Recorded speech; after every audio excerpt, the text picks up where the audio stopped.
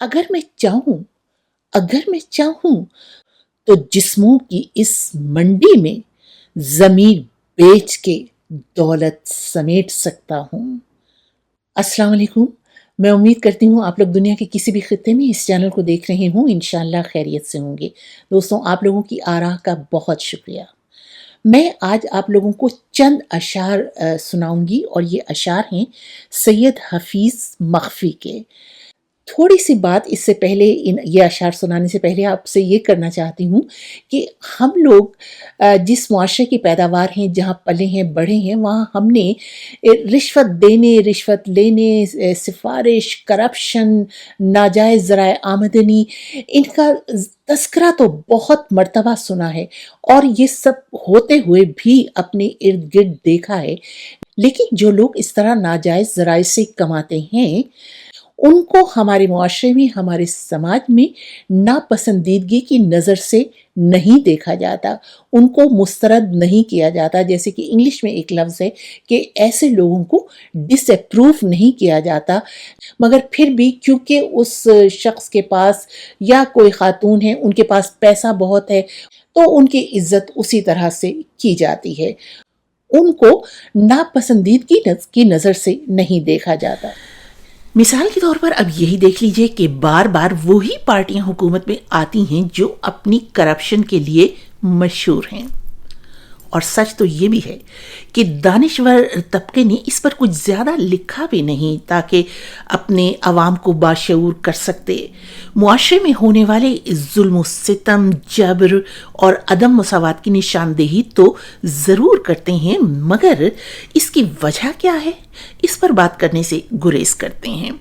یہاں پر میں آپ کو جو ہمارے کلاسک کہانی نگار، افسانہ نگار، ناول نگار انتظار حسین ہیں، ان کی رحلت سے پہلے جب میں نے ان سے ایک بہت طویل گفتگو کی تھی، تو ان کا یہ فرمانا تھا کہ لکھاری کو، قلمکار کو، دانشور کو معاشرے سے، سماج سے لڑ کر لکھنا چاہیے، تبھی وہ ان برائیوں کو سامنے لا سکتا ہے جو معاشرے کی جڑوں کو کھوکھلا کر رہی ہوتی ہیں، اس کو نقصان پہنچا رہی ہوتی ہیں، ایک طرح سے معاشرے کا کینسر بن کر رہ جاتی ہیں۔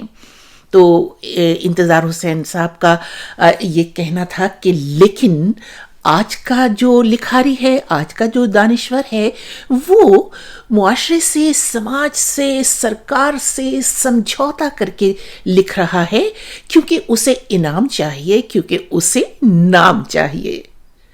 تو یہ بات کس قدر دل کو لگتی ہے، یہ آپ لوگ ہی بتائیے گا سن کر۔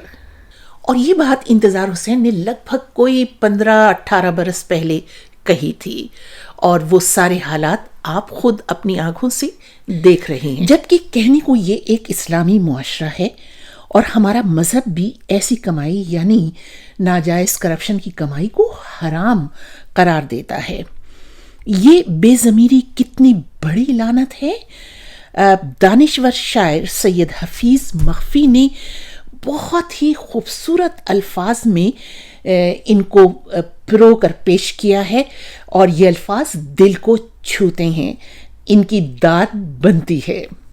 اور اس کا عنوان ہے ہمزادی سے خطاب۔